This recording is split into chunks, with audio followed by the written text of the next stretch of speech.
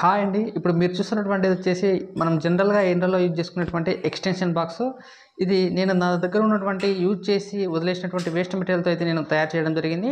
ఇది చూడడానికి చాలా స్ట్రాంగ్‌గా ఉంటుంది. అలాగే వింతగా కూడా ఉంటుందండి. మనం జనరల్‌గా యూజ్ చేసుకునే ఎక్స్‌టెన్షన్ బాక్సే నేను ఈ విధంగా తయారు చేయడం జరిగింది.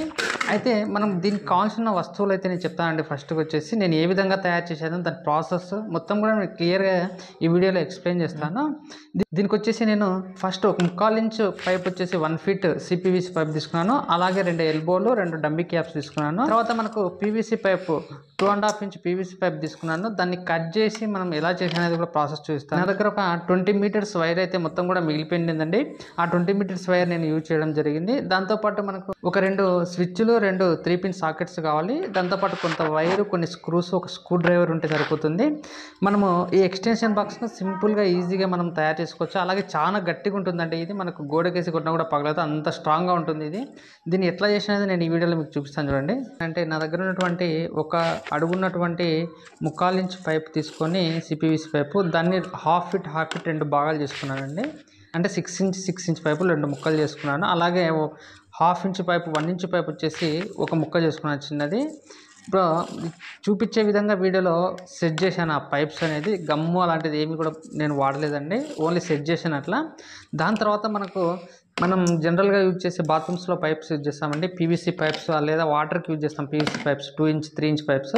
అలాంటివి నా దగ్గర ఒక హాఫ్ ఫీట్ పైప్ ఉండింది. దాన్ని వచ్చేసి మనము వీడియోలో చూపించే విధంగా నేను కట్ చేసేసి దాన్ని గ్యాస్ పై పెట్టి కాల్చానండి. కాల్స్తే అది మనకు మెత్తబడిపోతుంది. ఒక బట్ట తీసుకొని దాన్ని సాఫ్ చేస్తే మనకు ఆ పైప్ అనేది ఒక ప్లేట్ లాగా వస్తుందండి, ఒక పలకలాగా వస్తుంది. దానికి మనము మెజర్మెంట్ ప్రకారం మనము స్విచ్చెస్, ఆ 3 పిన్ సాకెట్స్ దానిపైన పెట్టేసి నేను ఇక్కడ 2 స్విచ్లు, 2 3 పిన్ సాకెట్స్ తీసుకున్నాను కాబట్టి నాకు చిన్నగా వచ్చిందండి. మీరు ఎక్స్ట్రా కూడా తీసుకోవచ్చు, ఏం ప్రాబ్లం లేదు.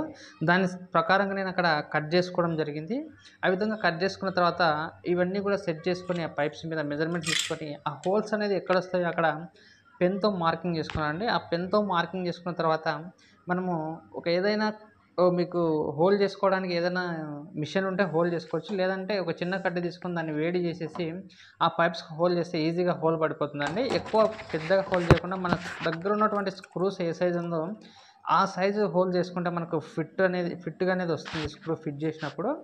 ఈ విధంగా మనం చేసుకున్న తర్వాత ఆ సిపివిసి పైప్ పైన సెట్ చేసుకొని దానికి కూడా హోల్ చేసుకోవాలండి. అంతా కూడా హోల్స్ అయిపోయిన తర్వాత మనము ఆ స్విచ్చెస్కు వైరింగ్ అనేది ఇచ్చుకోవాలండి. ఇక్కడ చూపించే విధంగా, నేను వీడియోలో చూపించే విధంగా 2 స్విచ్చెస్కు 2 3 పిన్ సాకెట్స్కి అయితే మనము ఈ విధంగా నేను